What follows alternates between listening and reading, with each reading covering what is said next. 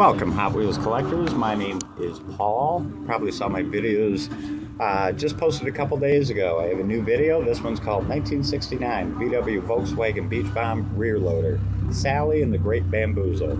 The story should really start in 1967 when I got my first Hot Wheels, the custom Torero, as well as the custom 67 Corvette. But my parents gave my Hot Wheels their goodwill in 1978. So I really didn't collect Hot Wheels again until 1986. By the way, I do want to take a moment. I do want to thank you to Bruce Pascal of Hot Wheels, Tony of Bright Vision, and Ken of Rana's Place at eBay. You folks have been a great help. So here's the 1969 Volkswagen Beach Bomb. This is the side loader version of it. And when you start collecting red lines, which I did in 1986, you used to be able to find them everywhere for a quarter. And I believe I got this one in Simi Valley, California for about 25 cents. Worth a lot more than that now. Not in perfect condition, but a really, really neat piece to own. If you look on the bottom, has a, see that zinc block on the bottom? And then it's got, you got your original red lines. Good amount of detail on the bottom, but see my other videos will go into more detail. But right here we call this a side loader. This is actually a modified version of a vehicle we'll talk about.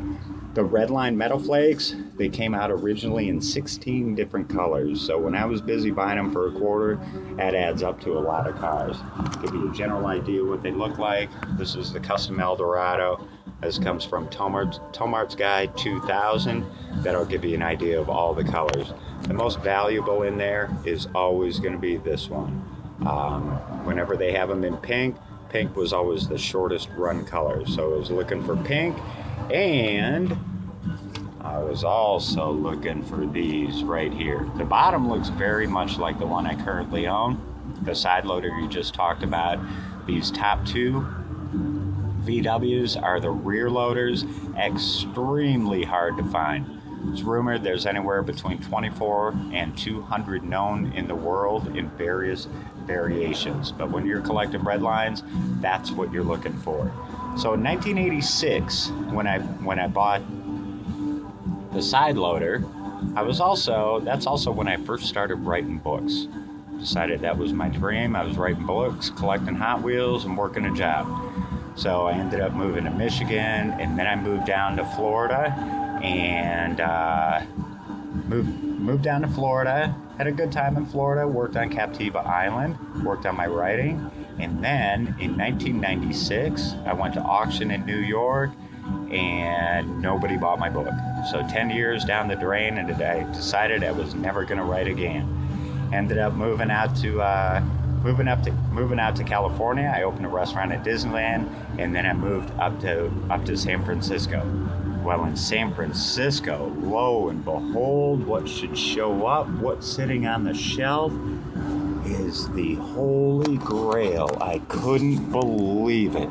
There she is, the rear loader with red lines, with the original decals, just like in the book, except the interior is the same color as the interior as my side loader. And the one thing the guy told me when I bought it, and I bought it for $20, he said, "Don't get bamboozled, there's a lot of replicas out there." And I said, "No, sir, I'm not going to." And he said, I think that's a replica. And I said, "Yes, sir." Well, I got home and I did some research, and I started looking at the bottom. There's the bottom right here. Let's see if you can see it a little better. If I put my pen right there, or not. So I look at the bottom and I see the original suspension right here. I see this metal ring that comes right around here. I see the little caps the little lips right here that hold the suspension in. Those are only on the originals. And I do research, and I start looking, and lo and behold, as far as I can see, this is the real thing. Along comes 2007, and the economy crashes, and I lose everything. But you know what? It was fine, because I had the VW Beach Bomb.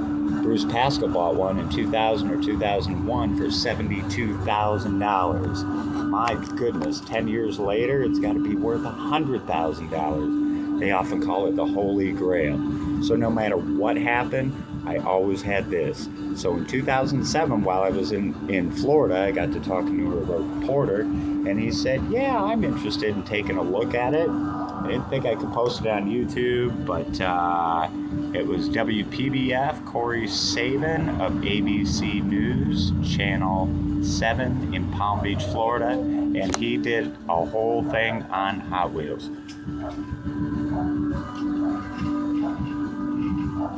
Okay, so there she is, the Holy Grail. I could not believe I found it. So now, how do you sell the car that is the most valuable car in the world?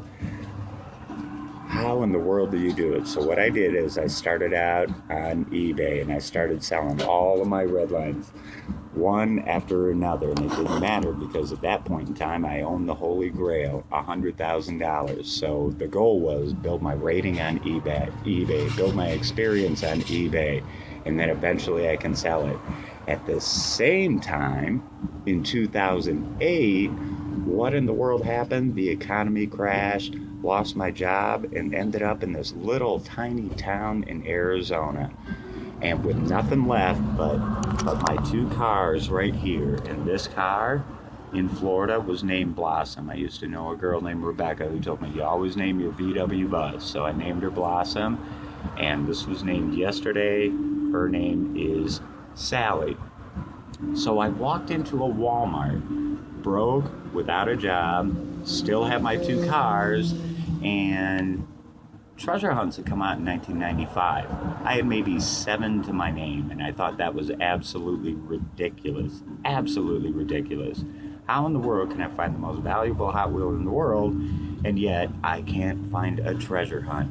And I walked in, and there were, and mind you, they were all the what we call the shorties or the Euro cards.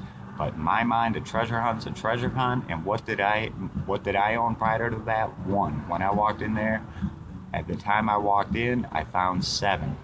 And next thing you know, I started finding treasure hunts all the time. But I had to do some research. So here's what I did.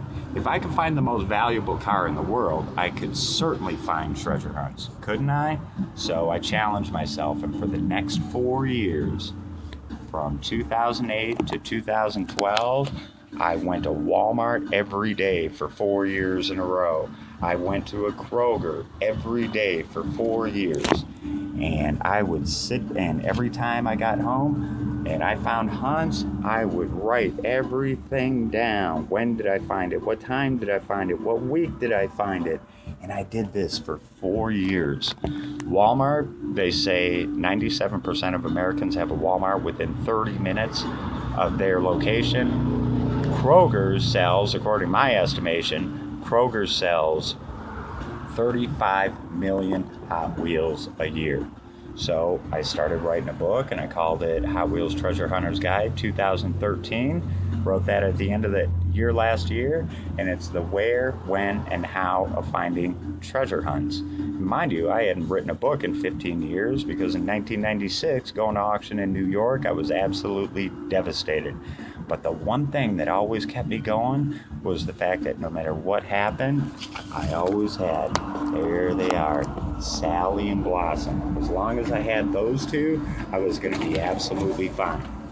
And then all the stars were right. I had an eBay rating of 2250, 100% positive feedback, and I was a top-rated seller.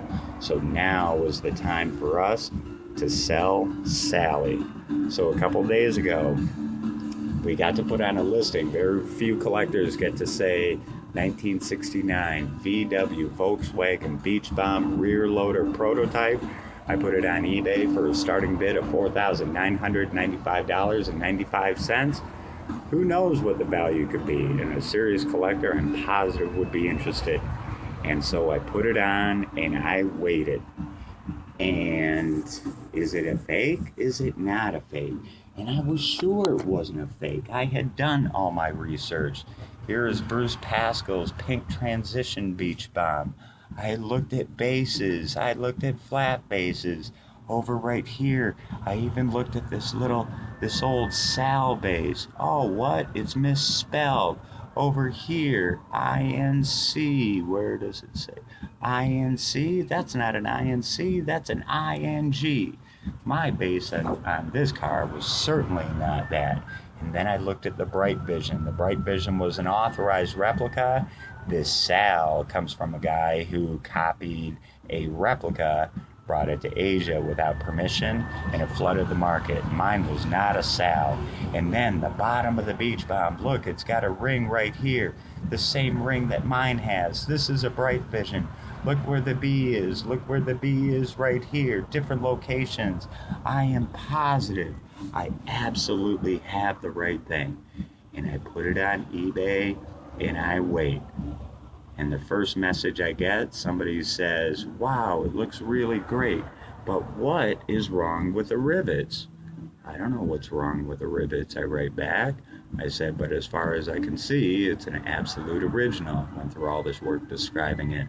A little while later, I get another message, and the guy says, no, this is a Sal.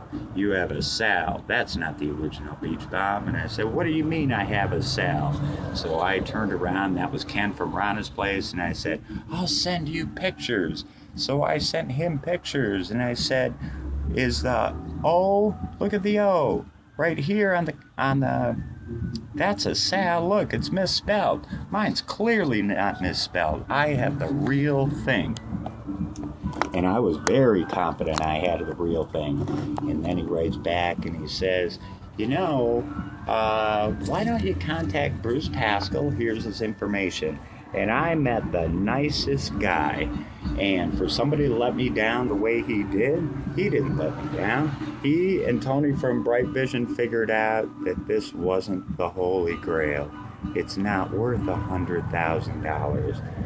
And I said, what? It's not? And they said, what we think it is the top is a Sal, the bottom here, the bottom is a cutaway from a side loader beach bomb. What do you mean? And when they made this copy, they cut this piece out, took the interior of a side loader beach bomb like this, put the whole thing in there, and are you kidding? I was absolutely bamboozled.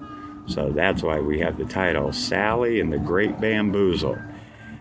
And all at once, in one surprising moment, I found out it wasn't worth nothing. So I hopped on eBay, I changed the price to 99 cents, and walked away. And then I looked on my phone, I got a little beep, and it said, congratulations, you have been published on Amazon.com. And I said, what? My book, The Treasure Hunter's Guide, the where, when, and how of Hot Wheels treasure hunts, had been officially published. And that, in the end, was the journey that Sally took me on. Sally always gave me the faith to know everything would be okay. And now I really know it's going to be okay, because my goal was to get published. You'll find me on eBay as well as Amazon.com. And that is the story of Sally and the Great Bamboozle.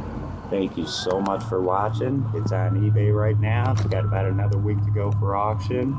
I really hope to see you soon. Thanks for all your help, Hot Wheels community. You were just fantastic. Come again soon.